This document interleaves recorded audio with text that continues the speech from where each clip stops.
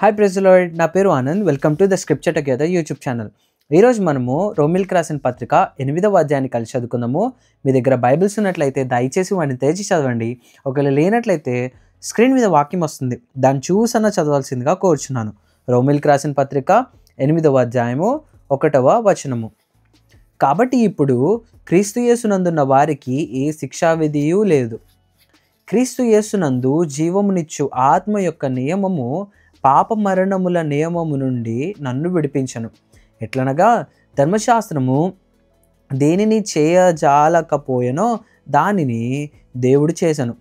శరీరమును అనుసరింపక ఆత్మను అనుసరించియే నడుచుకొను మన యందు ధర్మశాస్త్ర సంబంధమైన నీతి విధి నెరవేర్చబడవలెనని పాప పరిహారము నిమిత్తము దేవుడు తన సొంత కుమారుని పాప శరీరాకారముతో పంపి ఆయన శరీరమందు పాపమునకు శిక్ష విధించను.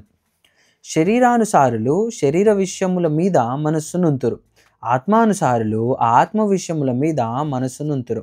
శరీరానుసారమైన మనస్సు మరణము, ఆత్మానుసారమైన మనస్సు జీవమును సమాధానమునై ఉన్నది. ఏలయనగా శరీరానుసారమైన మనస్సు దేవునికి విరోధమై ఉన్నది.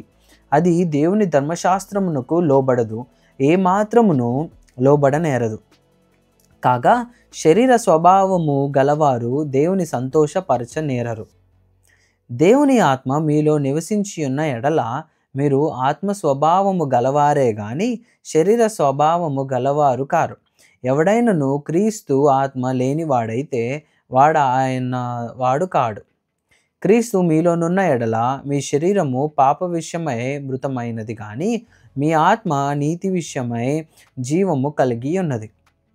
మృతులలో నుండి యేసును లేపిన వాని ఆత్మ మీలో నివసించిన ఎడల మృతులలో నుండి క్రీస్తు యేసును లేపిన వాడు చావునకు లోనైన మీ శరీరములను కూడా మీలో నివసించుచున్న తన ఆత్మ ద్వారా జీవింపజేయను.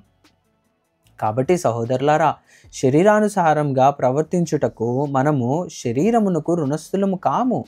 మీరు శరీరానుసారంగా ప్రవర్తించిన ఎడల చావవలసిన వారయుందురు గాని ఆత్మచేత శరీర క్రియలను చంపిన ఎడల జీవింతురు.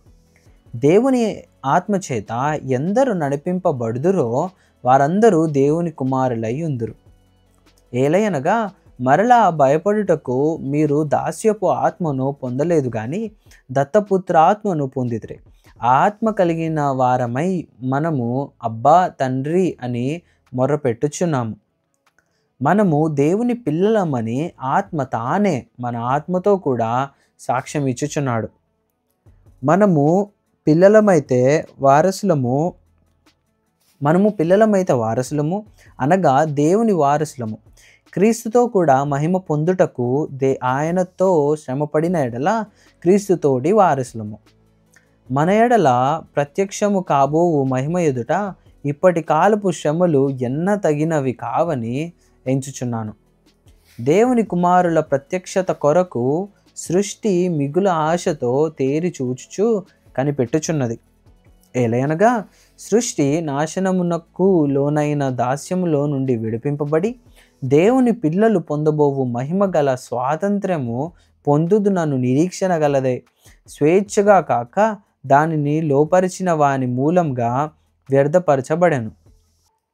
సృష్టి యావత్తు ఇదివరకు ఏకగ్రీవముగా మూలుగుచు ప్రసవ వేదన పడుచున్నదని ఎరుగుదుము. అంతేకాదు, ఆత్మ యొక్క ప్రథమ ఫలముల నొందిన మనము కూడా దత్తపుత్రత్వము కొరకు అనగా మన దేహము యొక్క విమోచనము కొరకు కనిపెట్టుచు మనలో మనము మూలుగుచునున్నాము. ఏలయనగా మనము నిరీక్షణ కలిగిన వారమే రక్షింపబడితిమి. నిరీక్షింపబడునది కనబడునప్పుడు నిరీక్షణతో పని ఉండదు. తాను చూచుచున్న దాని కొరకు ఎవడు నిరీక్షించును? మనము చూడని దాని కొరకు నిరీక్షించిన ఎడల ఓపికతో దాని కొరకు కనిపెట్టుదుము.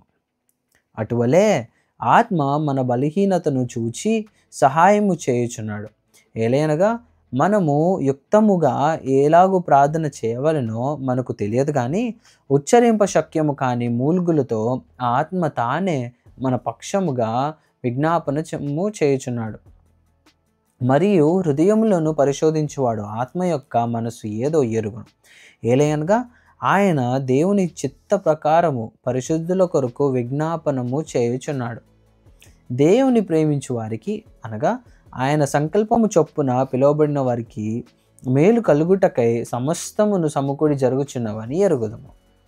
ఎందుకనగా తన కుమారుడు అనేక సహోదరులలో జ్యేష్ఠుడగునట్లు దేవుడెవరిని ముందు ఎరిగినో వారు తన కుమారునితో సారూప్యము గలవారగుటకు వారిని ముందుగా నిర్ణయించను. మరియు ఎవరిని ముందుగా నిర్ణయించనో వారిని పిలిచాను, ఎవరిని పిలిచనో వారిని నీతిమంతులుగా తీర్చను, ఎవరిని నీతిమంతులుగా తీర్చనో వారిని మహిమపరచను. ఇట్లుండగా ఏమందుము? దేవుడు మన పక్షమునుండగా మనకు విరోధి ఎవడు? తన సొంత కుమారుని అనుగ్రహించుటకు వెనుక తీయక మనందరి కొరకు ఆయనను అప్పగించిన వాడు ఆయనతో పాటు సమస్తమును మనకెందుకు అనుగ్రహింపడు? దేవుని చేత ఏర్పరచబడిన వారి మీద నేరము మోపువాడెవడు? నీతిమంతులుగా తీర్చువాడు దేవుడే. శిక్ష విధించువాడెవడు? చనిపోయిన క్రీస్తు యేసే. అంతేకాదు, మృతులలో నుండి లేచిన వాడును దేవుని కుడి పార్శ్వమున ఉన్నవాడును మన కొరకు విజ్ఞాపనము కూడా చేయువాడును ఆయనే.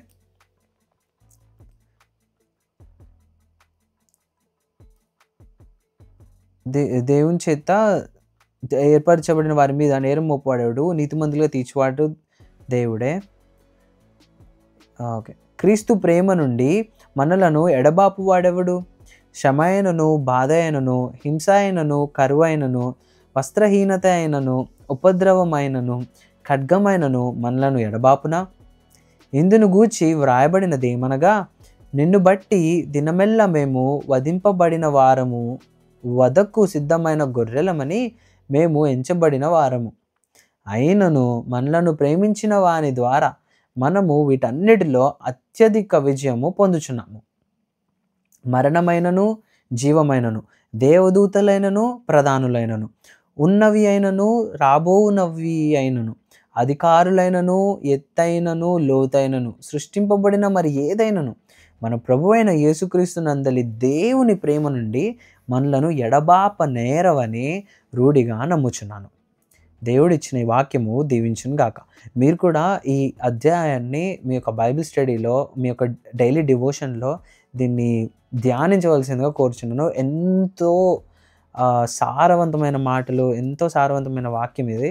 కాబట్టి జస్ట్ ఏదో చదివేసామని కాకుండా తిరిగి మళ్ళీ దీన్ని ధ్యానించవలసిందిగా కోరుచున్నాను. దేవుడిచ్చిన వాక్యం దీవించును గాక. ఆమేన్.